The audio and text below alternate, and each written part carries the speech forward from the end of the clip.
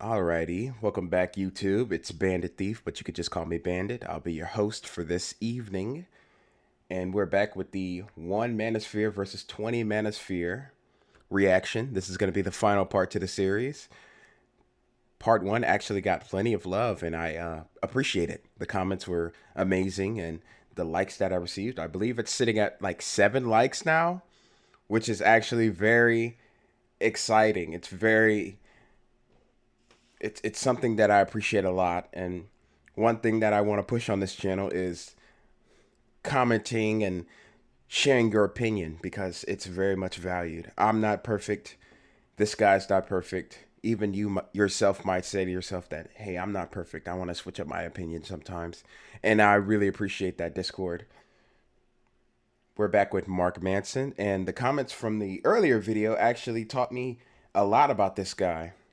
The fact that he kind of is reverting on some of his claims, the fact that he established and introduced you guys to the red pill pretty early on. Like I'm hearing 2017 when I got pushed into it around 2020 with Kevin Samuels. And I find it really interesting that he's quite a pivotal figure to some of you guys. And now he's on here saying, I hate the red pill. Very odd. And I pointed it out in my first video, actually. I said it was pretty weird that this guy was a male dating coach. He said female, but most of the clients would have to be male, I would assume. Getting a date's pretty hard. And he's coming on here saying that he doesn't like the manosphere. So we're going to get back into it. We're going to go into this final question right here. It talks about corn. And yeah, let's get into it. Is that porn has done more damage to men than feminism has. What's up, man? I'm Mark. Sean Boyd. Nice to meet you. Nice to meet you too, bro. Feminism, straight pipeline to abortion. Okay. Abortion kills upward of 1 million Americans every single year. It's 3,000 men, women, and children dead a day, right? And just to add on to this fact, Black Americans, proportional per capita, they're being aborted at the highest rate of any other race in America. Just wanted to add that fact in. If we're talking about comparatively on what's had the greatest impact on taking away manpower from America, have to say without a doubt feminism by far. What do you have to say about that? I was not expecting to go down the abortion road. I don't see how this relates to like men's mental health and agency in the world. We're comparing feminism specifically, right? Yeah. To porn. Yeah. So of course, porn is degenerative as well. I say we get rid of them, both of them, feminism and porn. Okay. Definitely. But if we're comparing Sure. feminism and the destruction that it's had on men as a whole in America versus porn, we'd have to like say that the lives actually being taken. Obviously, you see abortion as murder. Absolutely. So your argument is that the murder of all of the aborted fetuses is vastly outweighs any damage that porn could ever do to Extremely. anyone. Another caveat to that, the porn and feminism come from the same place. Could talk about that later on a different, when we How can so? get more. The same destruction of the nuclear family Okay. was, Because porn has been around for thousands of years. I'm kind of agreeing with his point. He's actually raising something very interesting. And I didn't see the correlation until like he kind of elaborated a bit. That's why I let the clip play out. He's saying that if we're saying that porn or corn, I should, whatever, I'm going to say porn.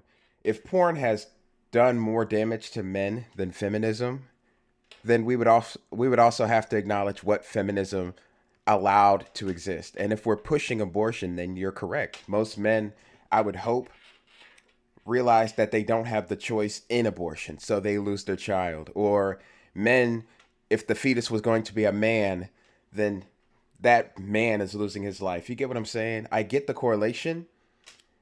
And Mark right here is probably saying that the damage is more mental and identity. And this guy's saying we're focusing on porn and there's like a much worse thing going on. Feminism is actually killing people. And I'm not going to give my abortion stance because it doesn't have anything to do with this video. But he's raising a really good point. And Mark, I mean, he hasn't rebutted just yet, but we'll let it play and see. Say the people who own OF right now. Okay. Let's say that the most profound ability to make the America's daughters prostitutes from the young age all the way to the high age, right? On a vast majority, what they say, 35 to 40% of women right now, or over 15, over 18, going up into 45, are on OnlyFans right now. That's not true. Yeah, I don't believe in that statistic either. I heard it and it sounds ridiculous. That would be like, I believe they said around 1 million women on OnlyFans that are like in a Gen Z X-ish range. It sounds ridiculous. I've never believed it. Absolutely ridiculous. But yes, definitely. I actually have the actual numbers from OnlyFans themselves. Please give me that. Yeah, so there are 3.7 million total creators on OnlyFans, 1.1 million in the US. About 90% are women, and only 70% are doing adult material. So that equates to about 700,000 women doing adult material in the US, which is roughly 3% of women between 18 and 40. It's still a lot. You would say that's more destructive than feminism. When feminism gave you the sexual liberation movement to even empower women to believe that you get some type of... And I want to add a caveat to the Mark Manson number he added, because adult material is actually really hard to qualify. And let me elaborate on that. Most women that hop on OnlyFans, even Sophie Rain, if you ask her and say, do you make adult material? She's like, no. Modeling, being half naked, they could just say it's modeling, it's brand dealing, it's I'm at the beach and I'm showing a picture of myself in the bikini. And I'm pretty sure either these numbers are like self-reported or they're going off of how it's advertised. Are we really going to go off of these numbers and assume that these people are going to come out and say, yeah, I do porn? No. And I'm pretty sure he either knows that or is showing this number and saying this to be like, well, most of these people on OnlyFans aren't doing... Dude, if you look up OnlyFans, that's what it's for. It's not for anything else. I would assume not. That's why Patreon exists. That's why, that's why Patreon and other platforms exist, so you could pay the creator outside of porn. That would be like going on Pornhub to post a movie review. Like, yeah, you can, but why would you? You know what I'm saying? I think porn is more destructive for men than feminism is. Explain. So the average male currently first got access to porn when he was 11 years old. By 18, 90% of men are using it regularly or have used it regularly in the past. Men who use porn regularly, you see worse metrics across the board. More likely to be depressed, more likely to have body dysmorphia, more likely to have erectile dysfunction, more likely to commit suicide, more likely to have poor relationships. This is ubiquitous. It's available literally for every young man on the entire planet. I mean, one thing that I would probably agree with you guys is that feminism, there's some good and there's some bad, especially the last 10 years. Especially the feminism that promoted high body counts being okay and not mattering, right? Well, so the same effects of the mental depression, all the other degenerative... we're back to the body counts, are we? Because it's extremely important.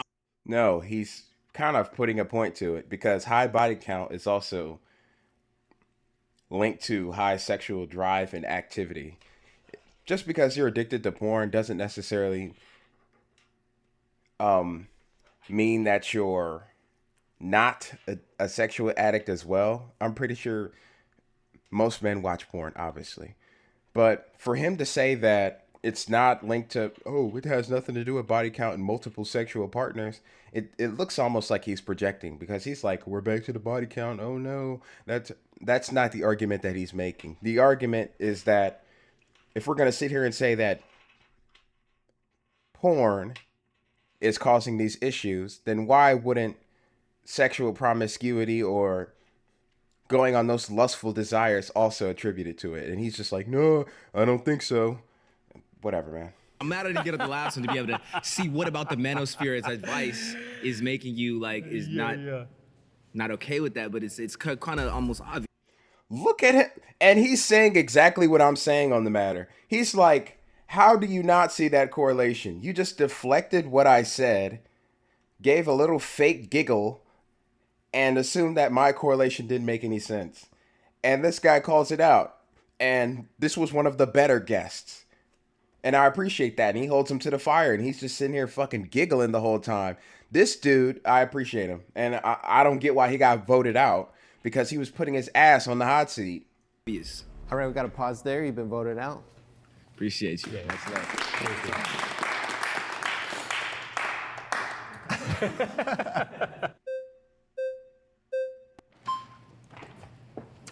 Hi. Hello. Jessica. Mark. Nice to meet you. Porn is more dangerous or damaging? Damaging. Damaging to men. Okay, so porn use is selective. Not every man uses it, but every man is subjected to feminism in their society, in their marriages, in their workplace, in their home. You can choose autonomously not to watch porn. You can't choose to end no-fault divorce, which is exposing children 70% more likelihood to being abused. Same with the women. Opening the welfare program for single mothers, which is increasing the crime rate, which is affecting all of society as a whole, not just men. I think I hate to interrupt her because she's actually making a decent point, but the point is kind of going off of the topic of what he's saying. But I think I can elaborate a bit better from what she's saying to what he's saying.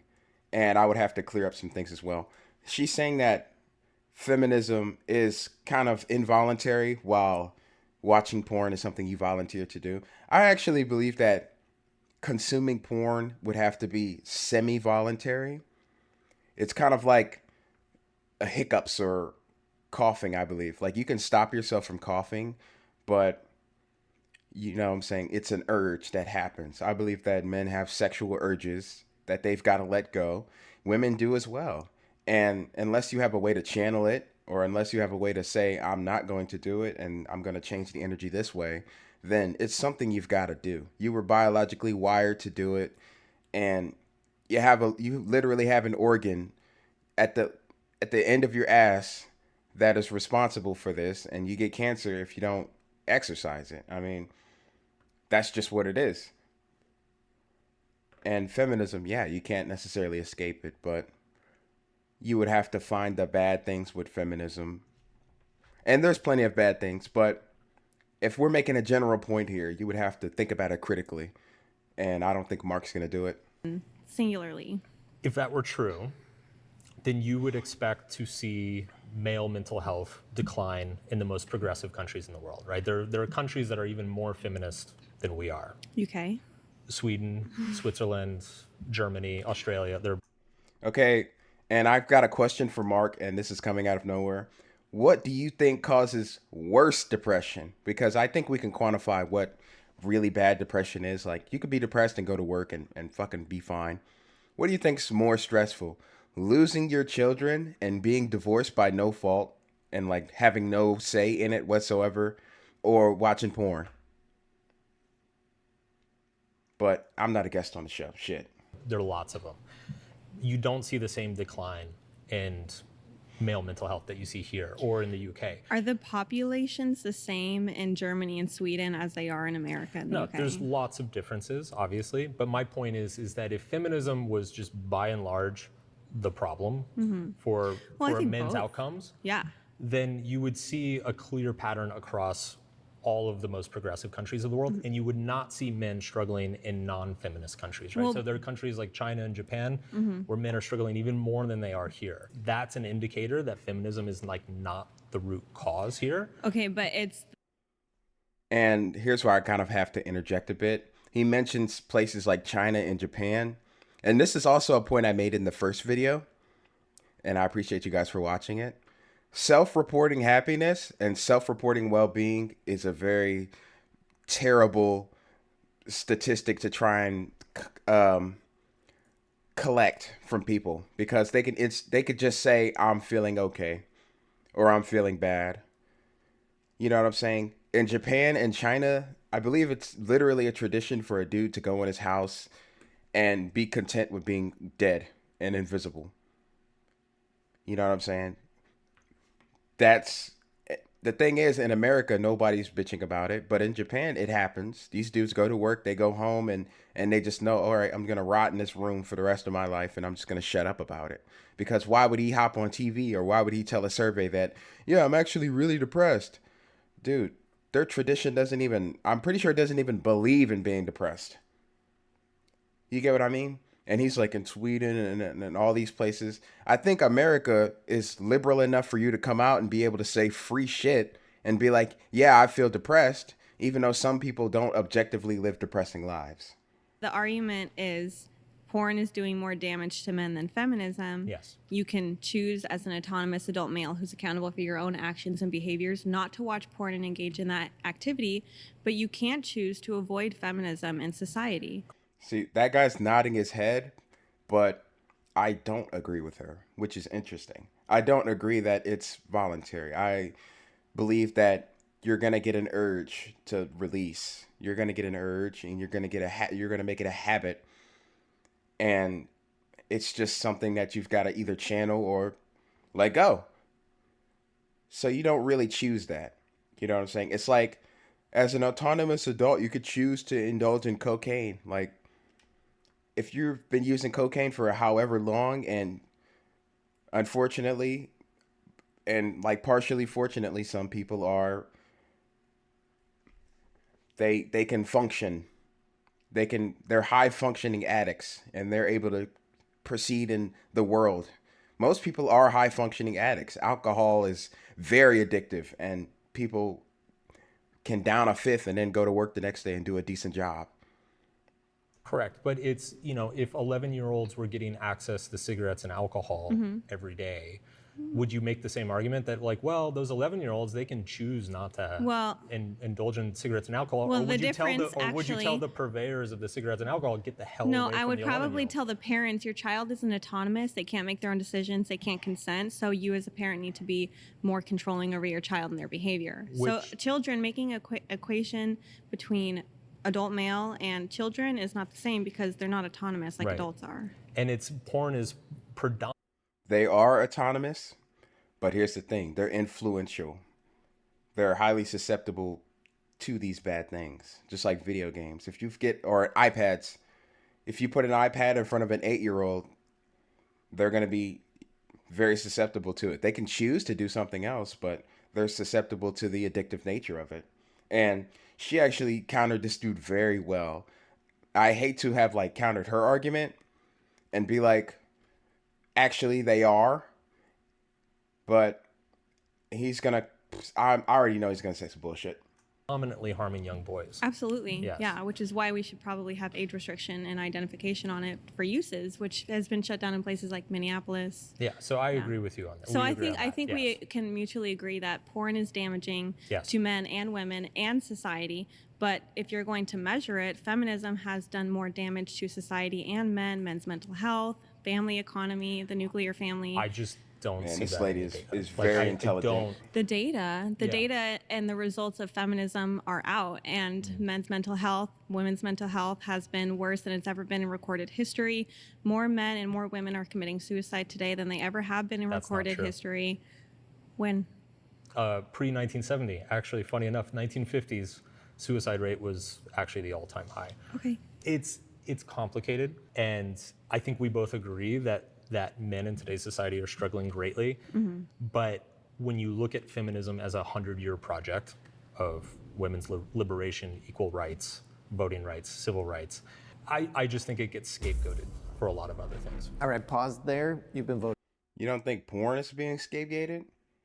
Because I'm a very avid proprietor, or I'm really, oh my goodness, I can't talk, but I'm gonna leave this in. I very much appreciate when someone counters an argument and then offers a solution. The thing with the porn has done damage to men thing is that nobody offers an alternative. Let's link porn to things like sexual frustration. Let's link porn to actually feeling desired. Let's link porn to lustful desires that can't be reasoned with, because either these men aren't in the church, or they're not good on hobbies or they're not good with women and they can't let out this outlet. What is he offering? He's saying that we should get rid of it, and then what? You get what I mean? But he's like very adamant on let's get rid of porn. But hear me out. This guy has lived a life where he's able to indulge his sexual desires, and he has a wife. And I'm pretty sure the wife gives him sex. So what does he have to say to somebody else's matter if he's not offering a solution? That's just my thought. Voted out. Please return to your seat.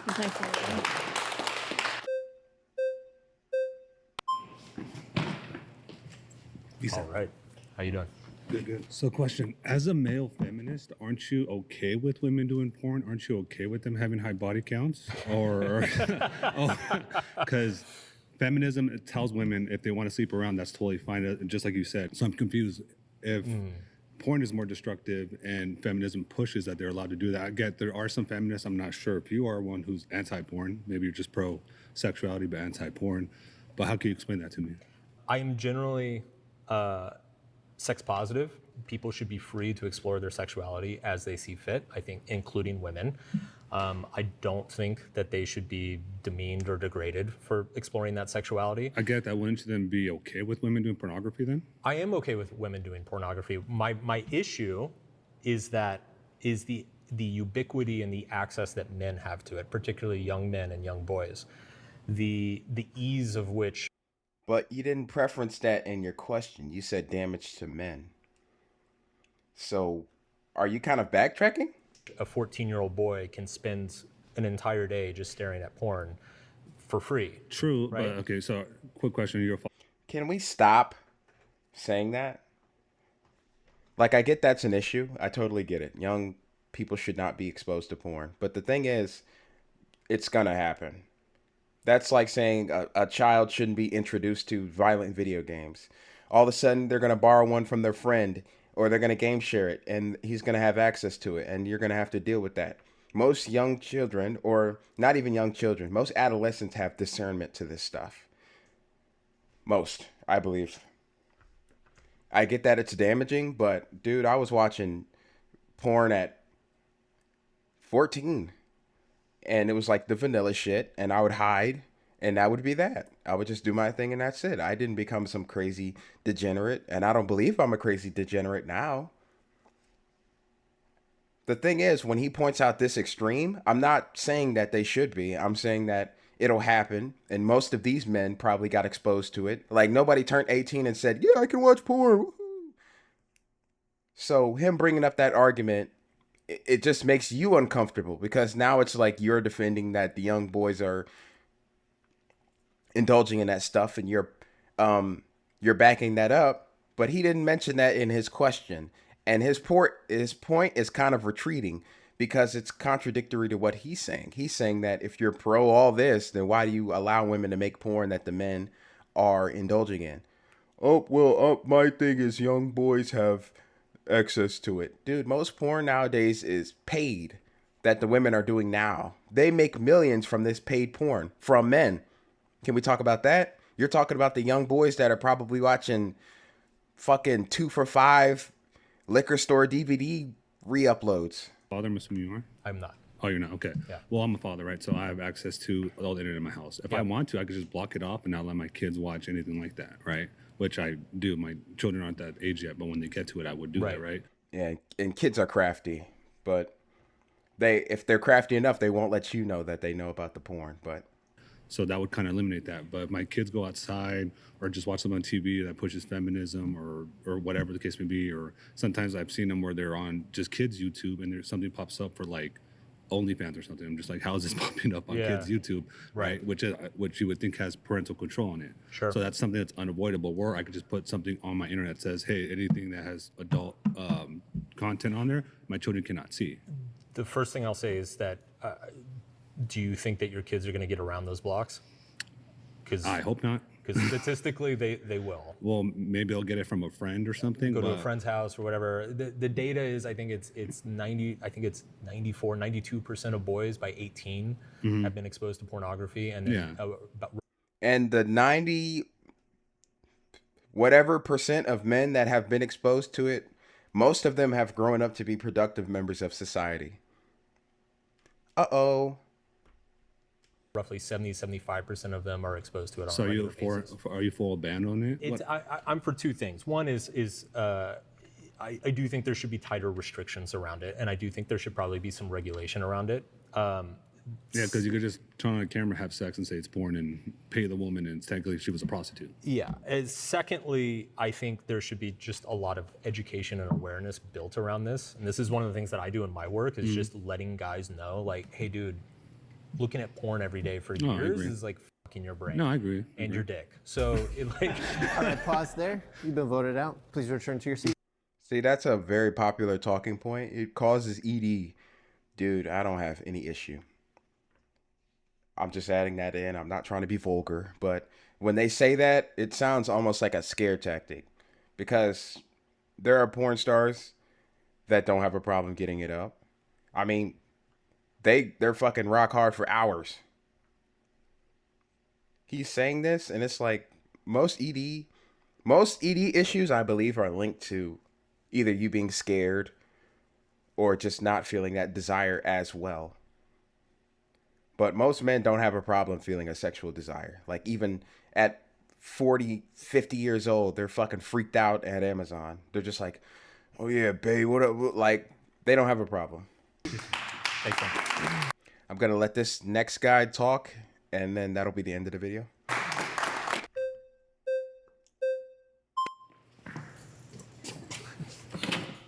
Welcome back. Thank you so much. All right, so I think when we talk about feminism, we have to be very specific, because I agree with you that, Elizabeth Cady Stanton's Declaration of Sentiments did not create the porn problem that we have today. So big into first wave, and then even some of those elements of second wave feminism that secured rights and freedoms. I think that the problem is when you get to these third and fourth waves, we start to get this demoralization of men. We start to get this narrative that patriarchy is this thing, this overarching thing in society, and that men are the primary sources of everything that's wrong with our culture. And I think that you see a major withdrawal there. What's interesting, or maybe a little bit ironic about the claim, is that I think that we're kind of looking at two things that are feeding into each other. I think modern feminism, gender feminism, is by and large responsible or contributing to a lot of the loneliness and withdrawal that we see, which is causing that uptick in pornography, which you and I are in major agreement, totally unhelpful and detrimental to society and men in general. And before Mark answers the question, I just want to add this preference to it. He's saying that feminism creates this loop that loops back into porn. I don't believe that at all. We're attributing porn usage to loneliness and depression in men. That's just not true. You probably have like a very happy guy at work, and he'll go home and he'll fucking choke his chicken, because that's what men do. And if he doesn't have access to a woman at that moment, he's gonna fucking shake hands with the milkman. That's just what it is. And he's pointing out the disparities in the feminist movement. Yeah.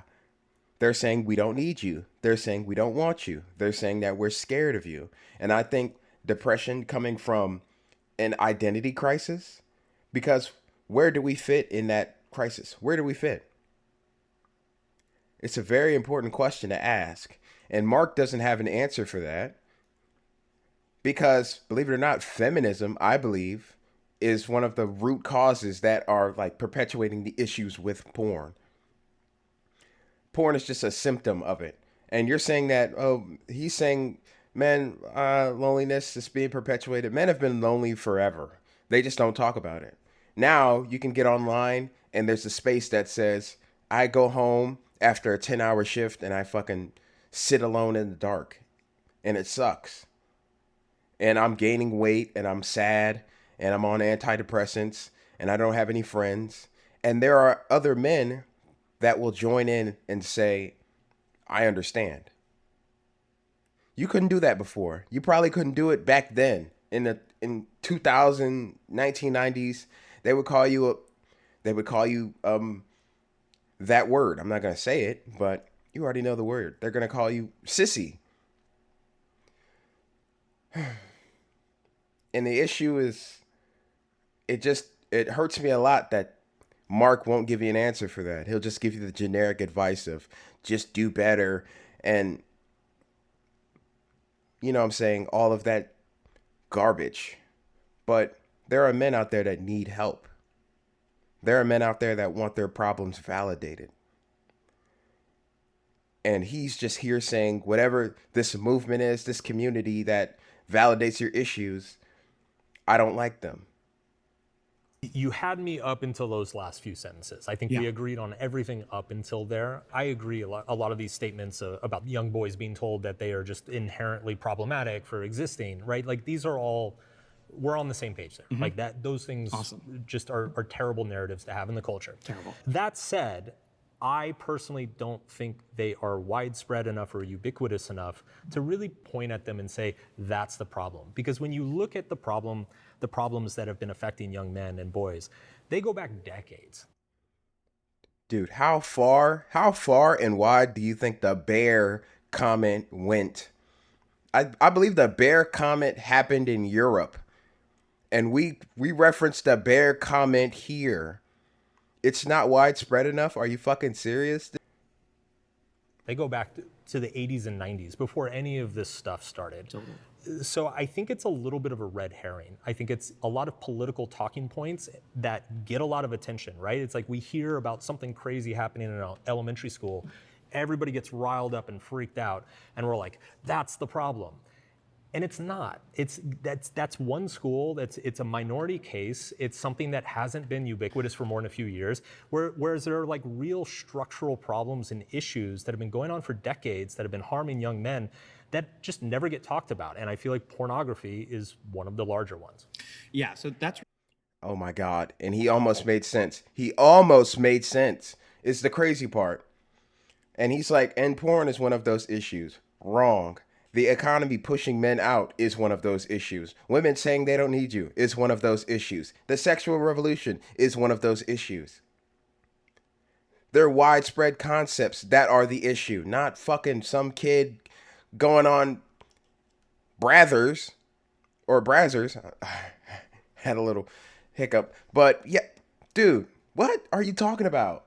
really interesting. I think that you made a point prior when you were talking about sort of the shift in the economy that we're seeing, kind of going from physical-based careers to more social-based careers, and that women on average tend to prefer those social-based careers, and that's tend to be where the economy is going. So I'm totally with you there. I think that's one of the major issues. I think the overprescription of methylphenidate medication, pathologizing male play behavior, fatherlessness, all of these things are contributing. But again, the problem is that the left controls the megaphones of society. So the left controls Hollywood. The left controls mainstream media. So, and the left is part of this cultural movement about patriarchy and toxic masculinity and the demoralization of young men at every twist and turn, starting in elementary schools, which are by and large dominated by women who are teachers, particularly left-leaning women who sort of propagate this narrative that men are these really, really dangerous pathologizing cretins of society. And what do? They withdraw. They say, okay, well, if I participate in society, I become evil. Maybe I'll just withdraw, and maybe I'll just hang out in my mother's basement, and maybe I'll watch porn. Because if I don't want to be evil, well, at least I could be harmless. At least I could do nothing. So I think you and I are in agreement here a little bit, right? But I Again, mostly, I think we agree on the problem. I don't think we agree on the explanation, which is, I would say, are all of those messages that young men are getting recently, is that actually causing the issue, or is it just messaging that's not helpful? And I would argue that it's just messaging that's not helpful. And is your messaging helpful? And can you offer any other messaging that's helpful? I mean, I've heard he's written a book, and it actually helped a couple of you guys, which is actually pretty inspiring to hear. But he won't give you an answer. He won't give you a confident one. This guy, he entered like a flow state, and I like applaud him because he would have said the same things that I said. And one thing that I want to point out is that he's like, the left controls all of this, and the left gives these ideas that devalue men a voice. And you know who's a part of that? Other men. Who can hurt you more than the closest people to you? This guy, he's here to hurt you. And I don't know why we let it go. I don't know why we're okay with it. I honestly couldn't sit across this guy unless he convinced me better. Because he's here saying that he has an issue with men that point out issues. Sure, you can, if you hate Clav, if you hate Fresh and Fit, if you hate Andrew Tate, that's fine. But you hate any other Manosphere man that points out an issue and says that the problems are real. And that's the one thing I don't get. I don't get why other men are fine with saying your problems don't matter to other men and don't offer solutions and want you to sit and wallow and be the porn basement guy so he can say that you're being useless to society. And to your point about the left having the megaphone, obviously that's changing the last few years. The fact that we're here right now is part of that changing. Yeah, independent media is doing a tremendous job in breaking down those barriers. And you're on a leftist fucking platform. Do you think Jubilee's right-winged? My fear with the Manosphere, the reason I'm here today, is because I want these issues to be brought up to the public consciousness in a way that is healthy and not attached to all sorts of the toxic ideologies. Yeah, I mean, look, I agree with you there. I think that where I would push back heavily is that I think you're downplaying a little bit just how serious and pervasive these narratives are that's coming out of the third and fourth wave feminist movement, gender feminism, however you kind of want to call it. And when you have all of those cultural megaphones in the ear of young men telling them, you are the problem, be more like a woman, suppress those urges, don't be aggressive, don't go out and work hard, don't bother tuning into those masculine urges, those then get suppressed. And what happens when they get suppressed, they manifest in these really sort of crude and dangerous ways. And I think that's what you see why the Manosphere even exists in the first place, right? I think that one could kind of understand them.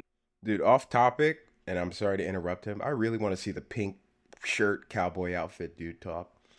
Manosphere as maybe a response to gender feminism or a backlash to gender feminism, which I think is obvious to predict, right? Of course, such a radical movement denigrating young men would produce sort of a fascist or psychopathic backlash that is equally unhelpful. So I think that the main thing is we need to change the narrative in the culture, honoring what makes men men, not saying that men and women are interchangeable, that men need to be more like women, that men's sort of innate urges and desires around physical strength, around aggression, that those could actually be channeled in super helpful ways. I mean, the things We that got to pause there. We're out of time. Of course. All right. Well, it was great, Mark. I really love your work. Flow state, man. This dude, flow state. And he's just sitting there nodding and fake smiling and being like, yeah, whatever. That ain't got nothing to do with me. I got my wife and I'm well off and I actually have a purpose in life and fuck any other man that points out that issue to other men. Yeah, I don't care. I just want to make you the enemy to look better and shame what I used to be. And you guys pointed that out in the comments. This dude, I feel like most of his defenses are just contrarian points. Like he just wants to be the odd one out for no reason. As you've listened to him talk, and as I've interjected, and as they've had a conversation with him, has he ever engaged in an argument and like rebutted it? Like I said, in an argument, I really appreciate an opponent who can offer a solution. He's talking about, we're explaining the problem, but I don't like the explanation. Listen, if we're saying that male issues and depression are caused by porn, what are we going to replace porn with? Or why isn't feminism hurting men? Did you answer any of those questions? I think the most he said is, I want these things to be said in a healthy way, and I don't think that you're doing it right. I'm not going to tell you how I think I'd do it differently, but I hate people like that. I really do. And him being this way and being an advocate for men is scary. I'm not saying that you have to be part of the manosphere. I'm not saying that you have to make fresh and fit content. I'm not even saying that you have to address every male issue. I'm saying that we have to acknowledge the space for what it is.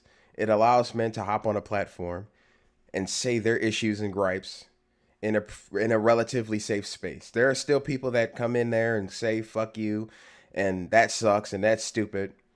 I get it. That's fine. But the fact that that space can exist and you can have pride in saying that my issues exist and they're real outside of my experience is actually very helpful and powerful to men. And one thing that I want to add to a caveat that keeps me out of the manosphere or red pill space, even though I used to be, one thing that keeps me out of it is that I have agency over how these issues manifest in my life and how I can tangle with them and wrestle and live. I can acknowledge that my issues exist and I'm going to do different. Not I'm going to buy an Andrew Tate course, not I'm going to tune into every fresh and fit fucking live stream and donate half of what I made this week. And yeah, I'm really passionate about this topic, and for the future, I'll try to keep these videos one video. I cut it up into parts, and part two got a lot. Not part two. Part one got plenty of love. Part two, I feel like I probably dragged it out, and I'm just dropping part three out of an obligation. I'm gonna do another upload today because I didn't upload yesterday night. I just got off my shift and I was absolutely tired. But I really appreciate those who watched the first part and gave their insight. I'm actually going to make a community post about our Mark Manson here. I'm going to skim through his book. I don't want to read the whole thing. I feel like he's probably one of those narcissist type that just write about their perspective on life, which is whatever. But I'll make a community post giving a bit more insight to who he is.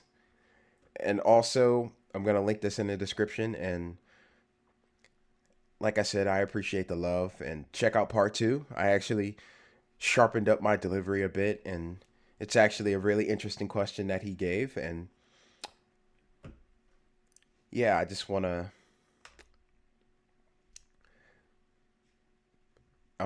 say thank you to this entire experience. I want to say thank you to Jubilee for dropping a video that inspired me enough. I want to thank the audience.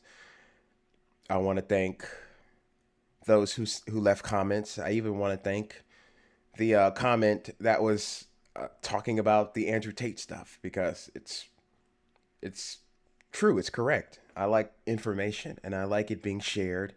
I like it being discussed. And I'm a real glutton for it. But that's going to be the end of the video. See you in the next one. Thank you very much.